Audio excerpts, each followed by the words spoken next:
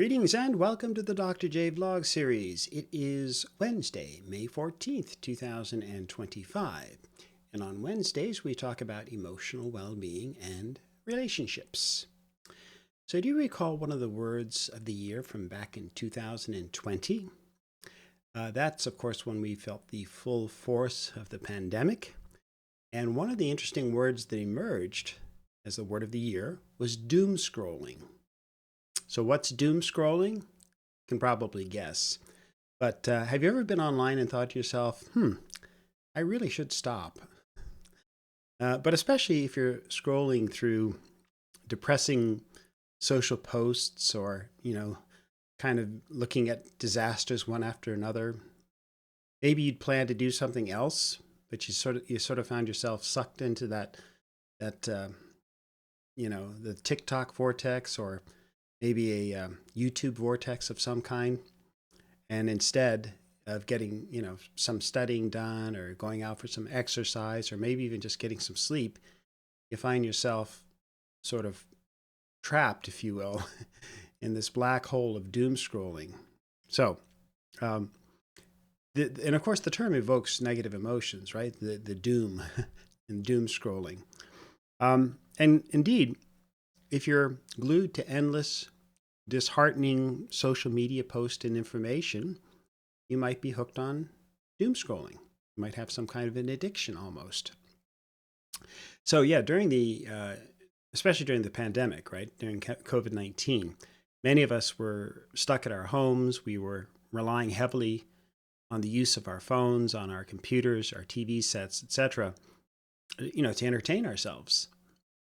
And these devices were also filled with all kinds of negative information, specifically relating to COVID, to the pandemic, right? So everything from, lifestyle restrictions to protest about the restrictions for that matter, supply chain issues, the notion of, grocery shortages,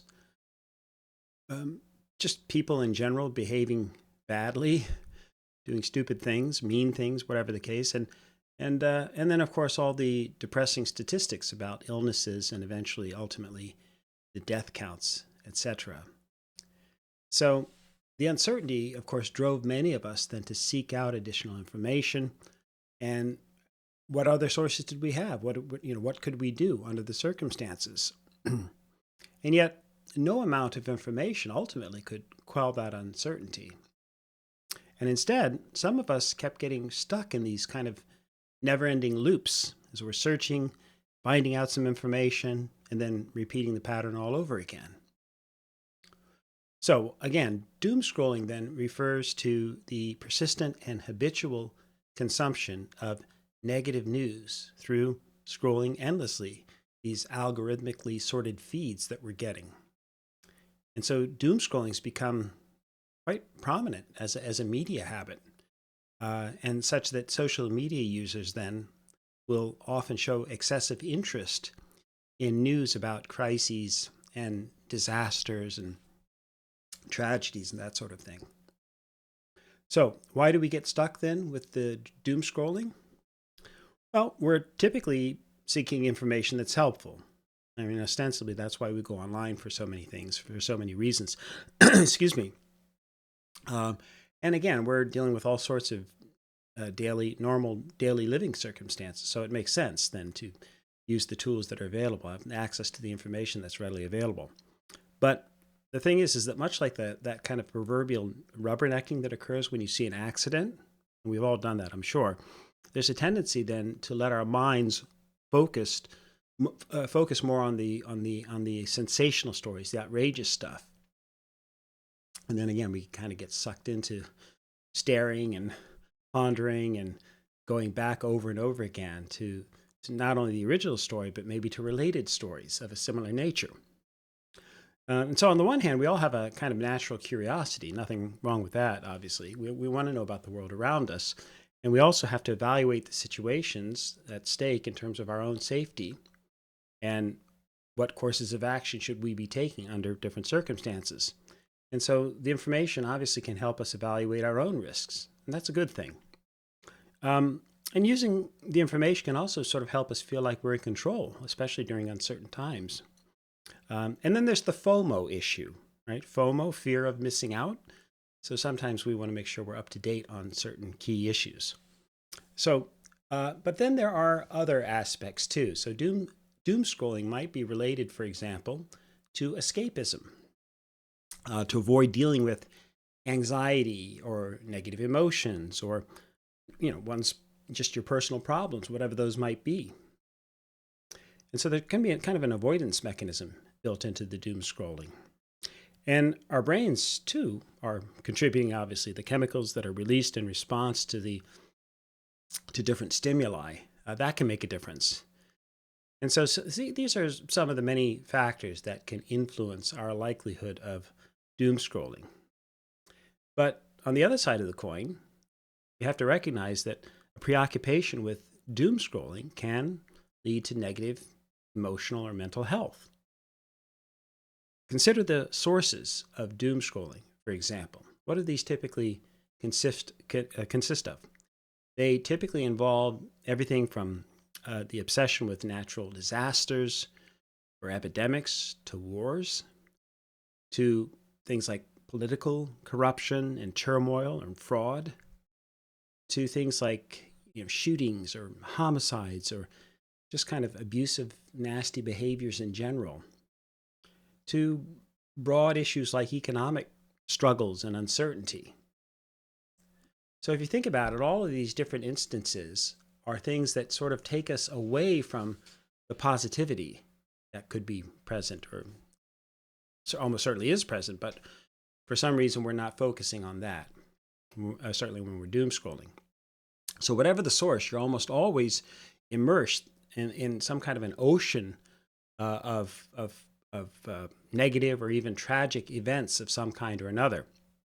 And then the related consequences that stem from those. And so that generally leads to negative feelings and responses on our part. And that can even compromise our immediate health and happiness and well-being. So in fact, the research shows that repeated exposure to the consumption of distressing news can lead to increased feelings of anxiety, stress, and even feelings of hopelessness, and or can reinforce depression. So, do you have a doom scrolling problem or even an addiction in your life? Or have you seen that as a potential problem maybe in someone else's life, somebody close to you, a loved one, or somebody in your intimate circle? And if you know someone who's the classic Debbie Downer, is there a chance that they're obsessed with doom scrolling? Well, we can actually find out in a manner of speaking. You can formally assess yourself or someone else. And there's actually, believe it or not, psychologists have created a doom scrolling scale, an instrument then to assess your risk or likelihood of being hooked on doom scrolling, if you will. So I'll leave a link in the description below so that if you're interested, you can follow up more on the issue and have a look at some of the research that's been done. But just for fun, I thought it might be interesting to have a look at the doom scrolling scale. So it's a 15-item scale. And basically, you just read each of the 15 different statements there and then offer one of 5 possible responses. Do you strongly agree? Sorry, starting on the left-hand side. Do you strongly disagree? That's SD. Disagree, neutral, agree, or strongly agree with each of the following statements. All right. So you can do this on your own. You can do it on your computer, on a piece of paper, whatever. So I feel starting with the first one, I feel an urge to seek bad news on social media more and more often. Strongly disagree, neutral, agree, strongly agree, and so on. I lose track of time when I read bad news on social media. I constantly refresh my news feeds to see if something bad happened. And you just go down and again, on your own time, if you like, answer all 15 or respond to each of the 15 different statements. And then you can simply score them. So in this case, they're all organized in the same direction. So basically, you're scoring them every strongly disagree is a 0, disagree is 1, neutral is 2, agree is 3, and strongly agree is 4. So in that sense, the scale then ranges from 0 to 60. 60 being, of course, strongly agree with all 15 statements, which would indicate almost certainly an addiction to doom scrolling.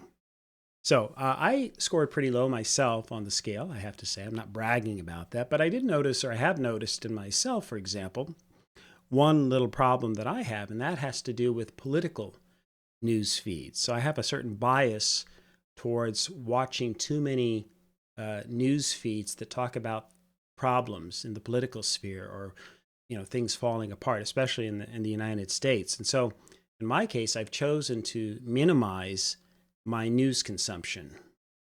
I've never, well, as you know, there's so many different sources in terms of both the mainstream media now and independent media as well. And there's just a fire hose of information and often propaganda that's constantly being promoted. Now, again, that's not to say there aren't some good, reliable news sources. I'm a subscriber to a couple of those that do a really good job because they're not driven by the profit motive and et cetera. But in any event, there's, as I said, there's so many different sources, potential sources, and a lot of these are driven by the almighty dollar, and they're driven by clicks. And the more extremist or the more outrageous the issues, usually, again, the bigger the response. And so I kind of call this political pornography. So you can really get hooked on these political channels, again, whatever your perspective, and it's just not healthy.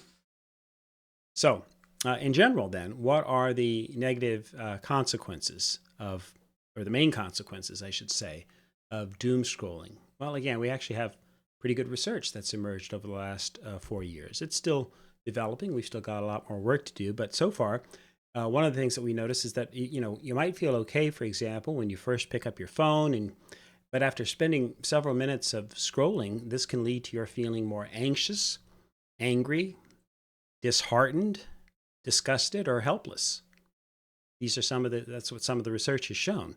And then here's the thing: you even start to devote more of your attention to the kinds of posts and the news stories that justify and reinforce or accentuate the negative feelings that you're having.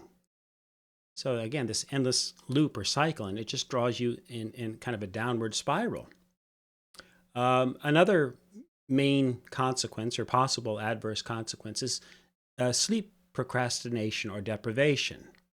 So if you doom scroll, especially in the evening, then obviously you might find it hard to stop, and you might, and that's true, by the way, of any kind of online activity or electronic activity. So needless to say, there's the risk then of staying up too late, sometimes a significant loss of sleep, which can adversely affect your moods the next day and certainly your energy levels as well.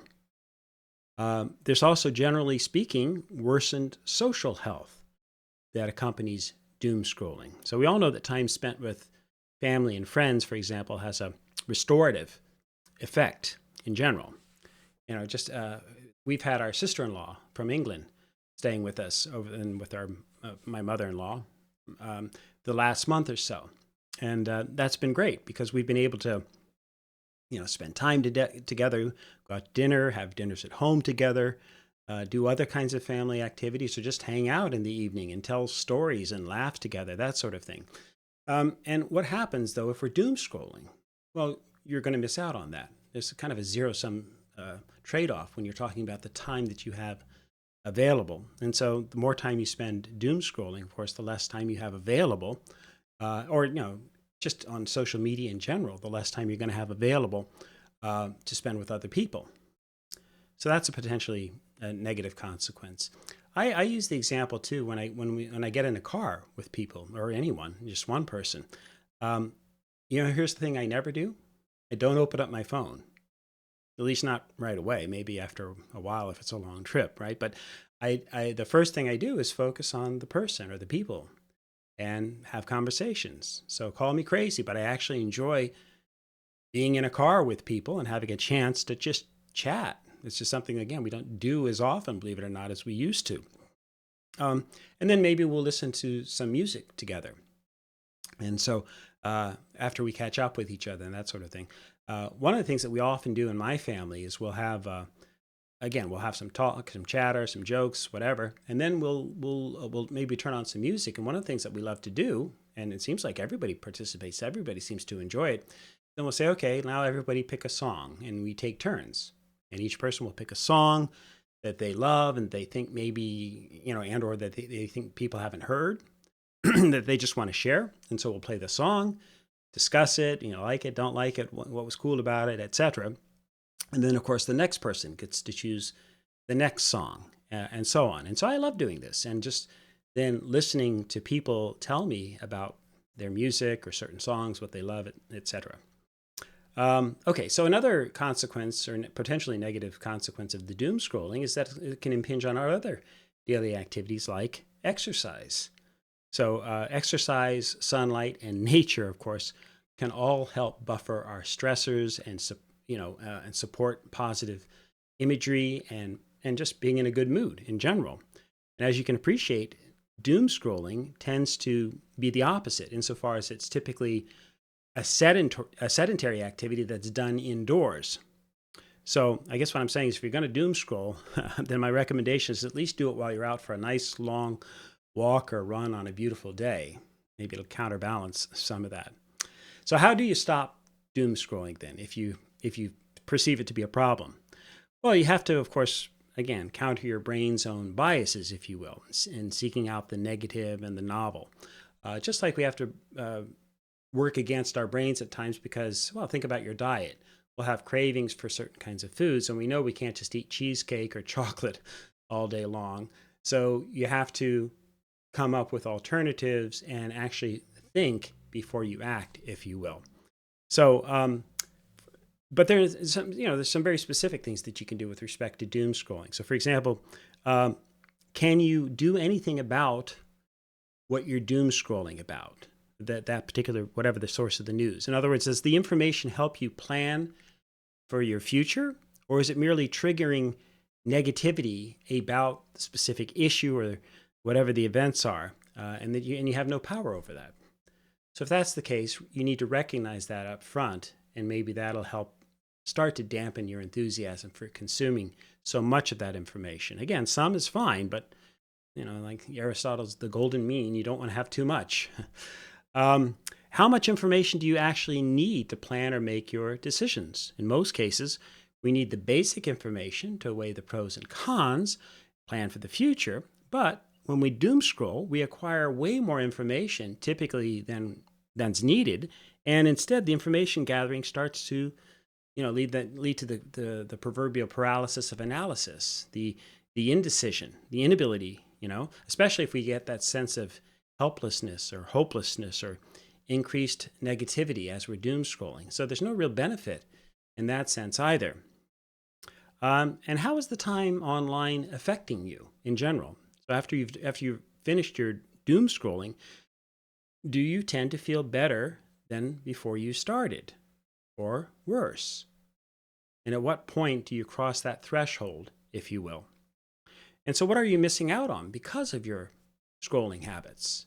How does doom scrolling impact your, as I mentioned before, your sleep, or your relationships, or your work, or your mood, or just your general physical health? So once you understand how doom scrolling affects your health and your life, then you really need to consider setting some limits. So check in with your mood, for example, every 5 to 10 minutes. Tune out the social feed and then tune in instead into the mood that you're feeling. How are you feeling? How are you experiencing life? Are you feeling better than before you started, or worse? And if you're always feeling worse, well, then that's a pretty important sign. It's telling you something. And then more specifically, I'd recommend setting a time limit based on what you learn from your mood check-ins, and decide how much time you think you're willing, or excuse me, make a judgment for yourself, how much time you think you should be spending online. So you might agree, for example, to limit your scrolling to 15 minutes on social media twice daily. It's up to you. Right? It's like watching what you eat. Nothing wrong with eating a little bit of cheesecake or a little bit of this or that, but you have to watch what you eat. And similarly, you have to watch what you consume in terms of your social media. And then regulate your access. You can turn off your smartphone notifications. You can refrain from using them for alarm clocks, or you can keep smartphones or other digital devices out of the bedroom, or avoid their use for a couple of hours before bedtime. So there are a number of ways that you can regulate your behaviors in that regard. And then you can even get a reminder these days. You can get an app like ScreenZen and others that monitor your scrolling behavior and actually limit your access to certain apps after a set period of time. So again, if you want a stern parent looking over your shoulder, you can use one of these apps and use that to your advantage. And then, of course, you can also replace the scrolling with other activities. I mean, that's probably the best thing you can do, right? So what day-to-day behaviors have you allowed to lapse because of the time that you're spending on doom scrolling? And so would you be able then to benefit from more time with friends or family, or getting outdoors, or even just getting more sleep for that matter, or going to the gym to work out? There's a thousand different things. It depends on your interests, obviously. And so what are you sacrificing or missing out on because of your preoccupation with doom scrolling? And then you can balance your use of the technology with healthier usages too of the technology. So you can actually look at the healthier uses of the technology, and that can contribute, if you will, to your own digital hygiene, maybe over time. So we can become more conscious about the type of news consumption that we're engaging in. And so one of the biggest ways to do that is to look at the positive news sources and counterbalance maybe the negative or the doom scrolling that you're doing. So there's all kinds of different websites and applications that have been created specifically for the purpose of generating or focusing on positive news or uplifting news. And so, basically, if we commit to seeking out some of these other websites and apps and so forth, then we can change the balance of our negative to positive news and information. And there are, as you probably know, and maybe you use as well, there's all kinds of sites that focus on meditation, on travel, on emotional health or renewal, lifting your spirits, and all kinds of other healthy or life-affirming information. I have several of these. I can say from my saved on my own computer, on my own tablet, etc. And I actually make time, quite self-consciously, to look at a couple of inspirational videos each day. In fact, if anything, I'd say my trap or my concern would be spending too much time, not doom scrolling, but joy scrolling. I kind of have to watch myself on that, and for that matter, I always listen to one or two educational videos each day, spanning a range of different topics. That's just how I like to organize my life. And I get inspired, in terms of learning new things each day rather than just focusing on negative news. I relish the thought of expanding my knowledge, and maybe you do as well, in useful or constructive ways. And I can't get that out of doom scrolling or heading down that pathway towards, some use the term brain rot these days. Maybe I'll do a vlog on that. But anyway, and I hope that the Dr. J vlog series, for that matter, or in general, for the most part, is also a source of positive information and knowledge in general, despite occasionally dealing with difficult or troubling matters, including doom scrolling. So I try not to dwell on the negative per se. I mean, I like to talk as honestly and as clearly and as drawing upon the research that's available as best I can to talk about the issues. But then I always like to counterbalance my analyses with some helpful information, helpful coping strategies, problem-solving options, different ways of looking at the world or looking at the issues that we're all dealing with. So there's always different strategies and different lenses that we can apply. And I hope that the Dr. J vlog series helps you to do that, at least to a certain degree. I don't think we're doomed, okay? I do just, to be safe, I'd like us to limit our doom scrolling, but I think we're going to be okay in the long run. But we do have to take some active steps to change unhealthy habits or patterns. And doom scrolling is one of them in the digital age that we live in. Okay, that's it for today. So until next time, may you and yours, as ever, continue to create peace in your lives, nurture love in your hearts, and dole out hugs in abundance. Take care. We'll see you hopefully tomorrow.